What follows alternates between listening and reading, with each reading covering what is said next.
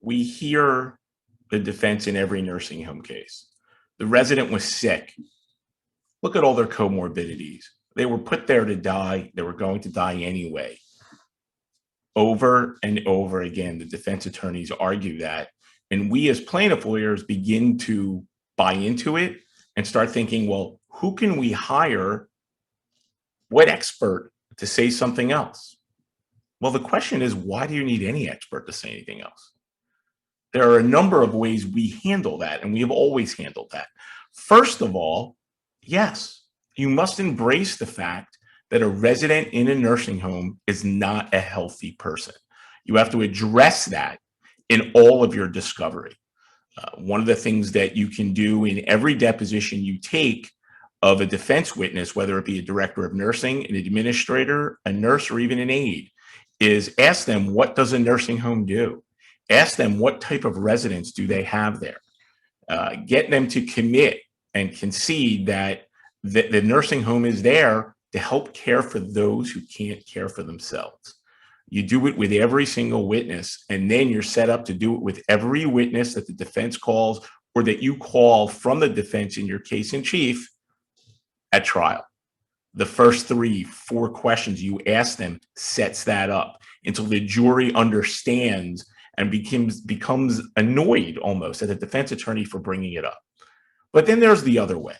In your opening statement, when you get to the point where you are diffusing or inoculating the defenses, you can look at the jury and say, quite frankly, in this trial, we expect either the defense attorney through witnesses or through documents to tell you that the resident was sick.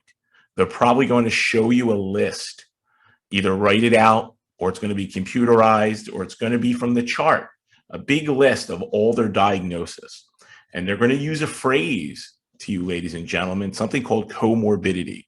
And it's only in the last year or so we've come to learn what that even means, but it means prior condition or diagnosis. And they're going to go over it and over it. And when they do that, when you hear that evidence, I want you to think to yourself, who else goes to a nursing home but those who are sick? Who else goes to a nursing home but those who have significant comorbidities? And as they're saying that to you, as they're showing you the list, think to yourself, why are they doing that? What is the purpose that they're doing that for? Because, ladies and gentlemen, nobody goes to a nursing home because of the food.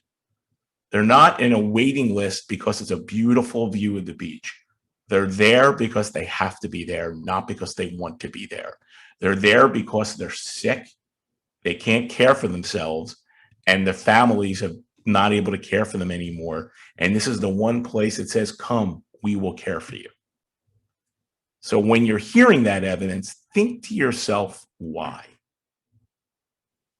Now, I don't know that I would necessarily go to that argument yet, but what you're doing is you're setting that up so that when the defense opens after you, they will, and I tell you they will because they can't help themselves, they will show the list of conditions. They will show the diabetes, the congestive heart failure, the respiratory illness, the cancer. They're going to show each and every one of them, just like we said in the opening they would. And they're not going to go off their script. And they're going to say they were sick. And they're going to set it up so that A, the jury doesn't like them.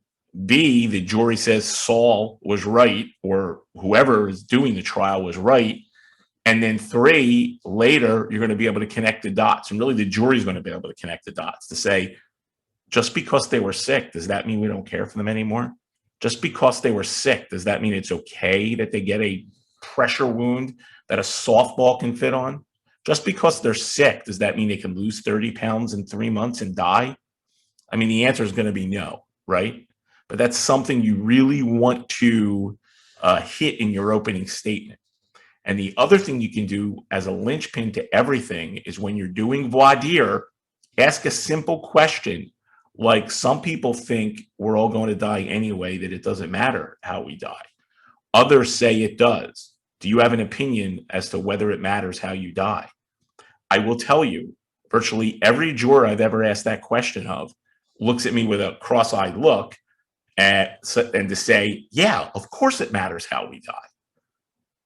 And when you combine that answer with the setup that you do an opening statement of why are they telling you someone was very sick, it can become very powerful. My name is Saul Gruber. I'm at Gruber Trial Consulting, and I hope you enjoyed this Nursing Home Minute. And if you have any questions or need anything, please give us a call. We're here to help.